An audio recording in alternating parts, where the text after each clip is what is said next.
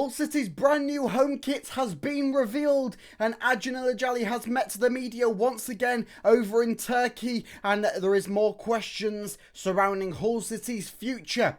Hello there and welcome back to the HullCityFanCentral YouTube channel, where today we'll be going through the brand new kit announcement, kit launch for Hull City. We'll be detailing all that you need to know surrounding the new kit, alongside a presser that was done today with Acun Ilıcalı, Sergey Ikirovich and Jared Dublin, and what they had to say, along with the rest of the news surrounding Hull City. So let's get first of all into the thing that I'm sure a lot of you are here for, and that is the brand new home kit. So Hull City and Kappa Turkey are proud to unveil the home kit for the 2025-26 Sky Bet Championship season. So let's first of all have a little look, and then we'll go into sort of what was said in the little thing from Hull City.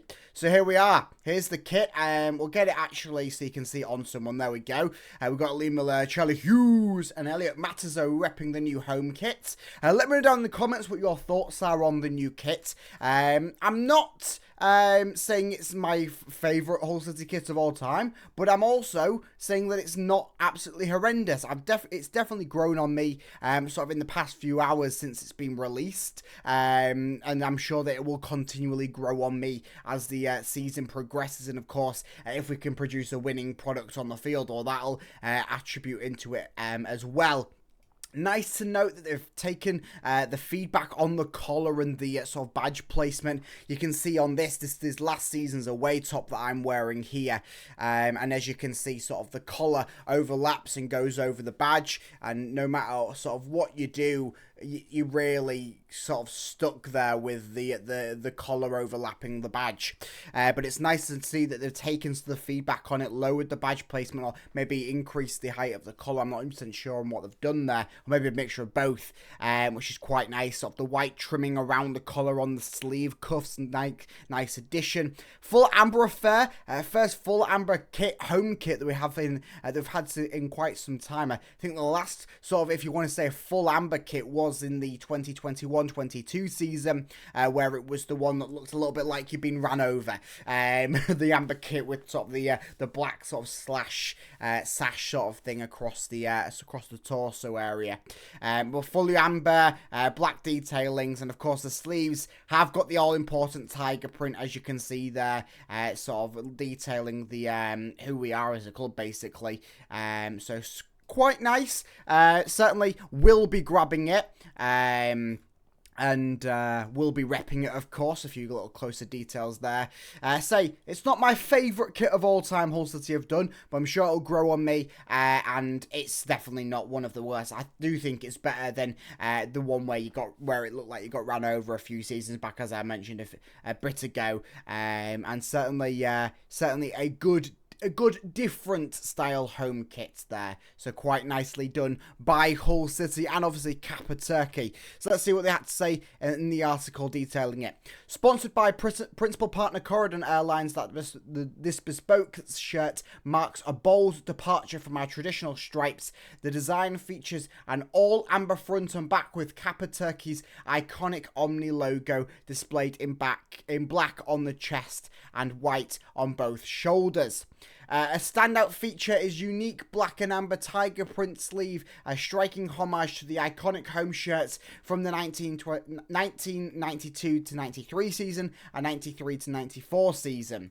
A refined details complete this shirt's aesthetic, with a stylish black collar and black seams accented with subtle white pinstripes detailing alongside Annex Tour prominently displayed on the left sleeve in bold white lettering.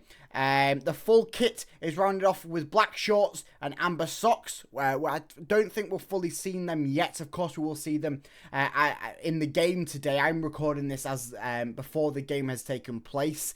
Of course, our first pre-season friendly over in Turkey, but I'll be covering all that in the video tomorrow, so stay tuned for that tomorrow.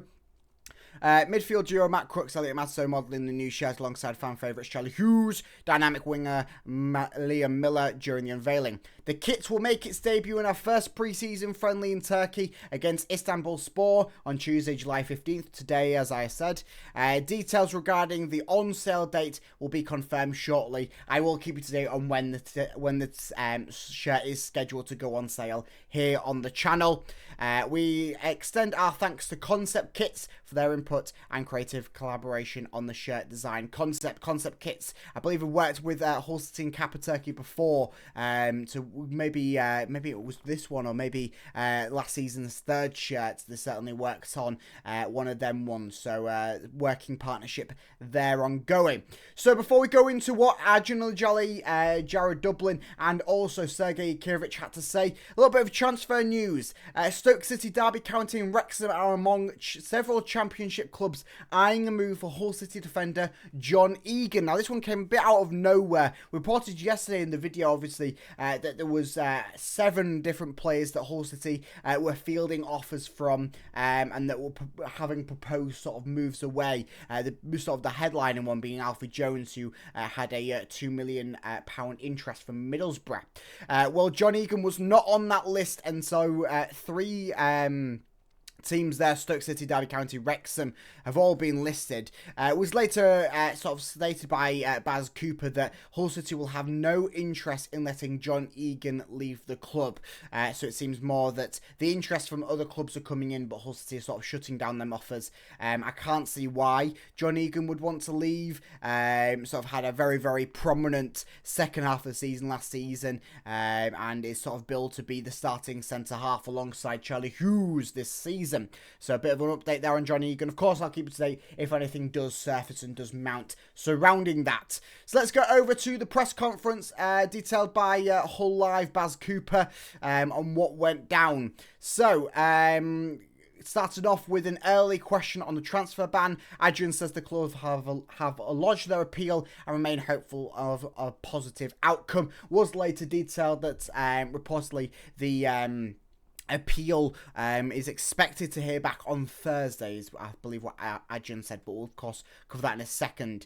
Another question on selling the club. Adrian says, I've never said that I'm selling the club, reaffirming the fact that he doesn't want to sell. There is interest, this is normal. The squad is worth 50 million euros. That's a bit different to the 100 million that he said before. I think that it has the potential to be doubled. There we are. I just got shut up, didn't I? I'm happy here. I have no plans to sell the club.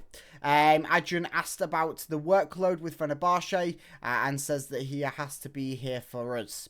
I thought I was Superman. I am not. There was too much work for one person.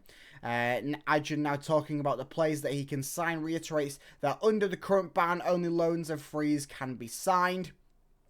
Sergei then was asked about signing Turkish players and says that there are a few that would interest him, but not at the moment given the situation with the ban. Adrian asked about a different manager turning up each year at these press conferences and says that he's hopeful that City stay with Jukiewicz for a long time. Says he wants stability.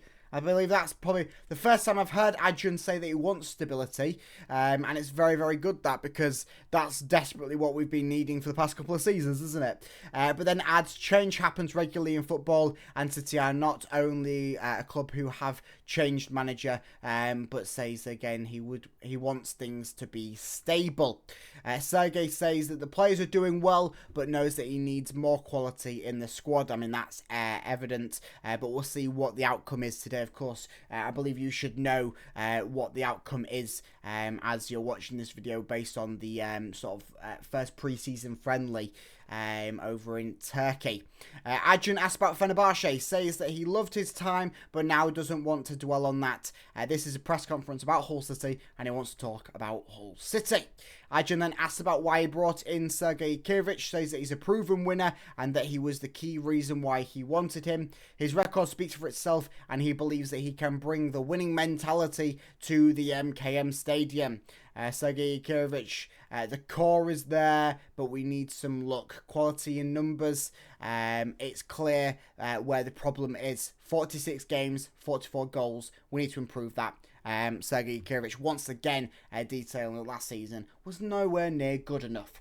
Sergei Yakirovich then was asked about targets, says of course that he wants top 6 but is realistic. Top 10 would be a great start, but says the league is long and tough. So Sergei Yakirovich once again not really firming too many targets and preseason ambitions other than he wants to power winning product on the field. Jared doubling now up, saying that the club have plans from A to Z and the focus is on adding at the top end of the pitch, and they expect players to be moved on if the right bids come in, as we've already detailed in today's video and yesterday's video. Acun says the transfer plan is already in place. As many as 10 new players could arrive if we get our way. Suspect that it will be dependent upon players leaving the club too. So that's quite a big intake to say that what the current sort of situation where we can't sign anyone. And I mean, 10 new players in a summer transfer window is quite a big intake for anyone to take. So it's very interesting, that one. Of course, it's saying depending on players leaving. But yeah, it's a bit of an interesting one, that. Sergei Yakirovich jokes that he brought the transfer ban from Kerryspor to City before going on to talk about what he wants to see from his sides. We need tall players. We want to play vertical football. Sergei Yakirovich on Hull. I enjoy the marina. I love the city. Everything is close. It's perfect for me. Then question on Abdush, confirming that Abdush is likely to remain in Turkey, says again that he will not stand in anyone's way of progressing, most likely the move being sort of spearheaded by Abdush's end. Jared talking about his time at Sheffield United and going on to say that his job is providing Sergei Yakirovich with the tools to be able to get results on the pitch. That job continues all day, every day. Acun now talking about Corendon Airlines, the club's main sponsor, and apparently there is more to come on that. Acun, I am a warrior. We will fight whatever happens with the EFL. Jared then tells Hull Live that the club expects to find out the next stage of the appeal process on Thursday. I will keep you on that here on the channel as well. And then Jared also tells Hull Live talks with potential new signings continue. Club working in the free transfer market as it stands. Attacking players is the key. Sergei Yakirovich then tells Hull Live that he's pleased with the response from the players so far and he's enjoying working with them. He then says paying fans, Sergei Yakirovich then says fans paying a lot of money to follow the team and he'll make sure that the fans have a team that they can be proud of. And then that is it for the little presser that they had today. So some interesting sort of points there from Acun, Sergei and of course Jared Dublin. Nothing really sort of new other than the 10 potential players to come in. The fact that we'll get an update on Thursday based on the sort of outline on the appeal process and sort of the next stages is what has been said. So it'll be interested to see that on Thursday, so to speak, if all things go ahead.